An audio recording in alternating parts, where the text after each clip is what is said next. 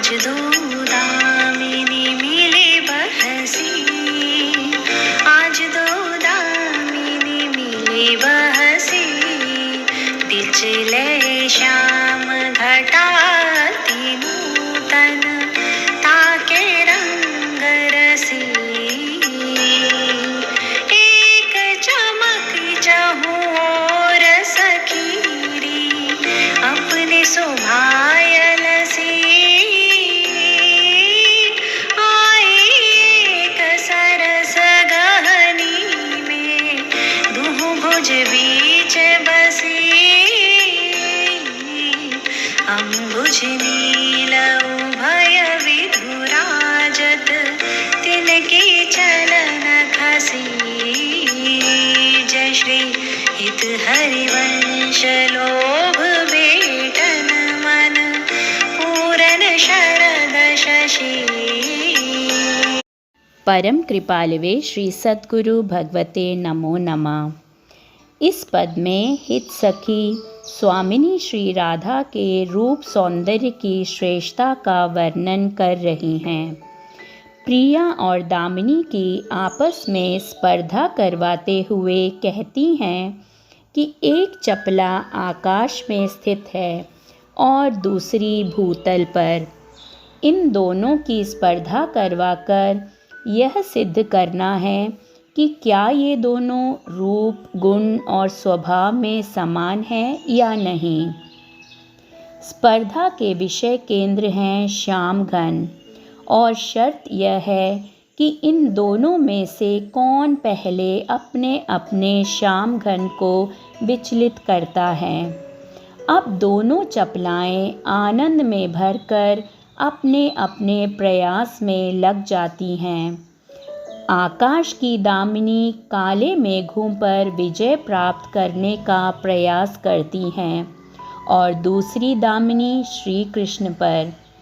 आकाश स्थित दामिनी चारों ओर से चमक कर घन में ही समा गई और भूतल की दामिनी भी चमकी और श्याम घन की भुजाओं में समा गई।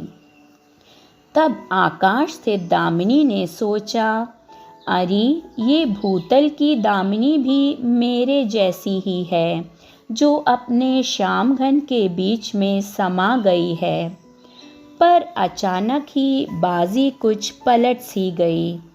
प्रिया के अरुणिम नेत्रों के सौंदर्य और श्री अंगों का सुखद स्पर्श प्राप्त होते ही श्री कृष्ण विचलित हो गए और इस घनश्याम को प्रिया के मुख कमल का चुंबन करने की इच्छा जाग उठी।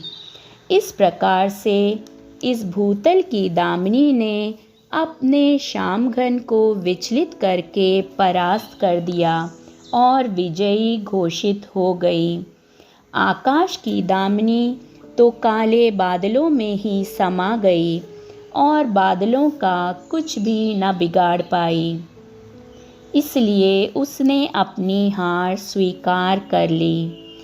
तब अंत में दामिनी प्रिया का रूप सौंदर्य ही श्रेष्ठ सिद्ध हो गया। यह था इस पद का भावार्थ। अब हम अगला पद लेंगे। हाँ बलि जाऊं नागरीश्याम, हाँ बलि जाऊं नागरीश्याम, ऐसे ही रंग करो निशिवासर, वृंदा विपिन कोटि अभिराम, हास विलास सुरत रस सींचन, पशुपति दग्ध जीवावत काम, जय श्री हित हरिवंश लोल लोचन अली, करहुन सफल सकल सुखधाम। युगलवर का सुख ही सखियों का सुख है। सखियां सदा तत्सुख सुखित्वम की भावना में ही पगी रहती हैं। हित सखी प्रियवर को आशीर्वाद देती हुई कहती हैं कि हे नागरी, हे कृष्ण, मैं आप दोनों पर बलिहार जाती हूँ। आप दोनों सदा वृंदावन की कुंजों में दिन रात आनंद से विहार करते रहें।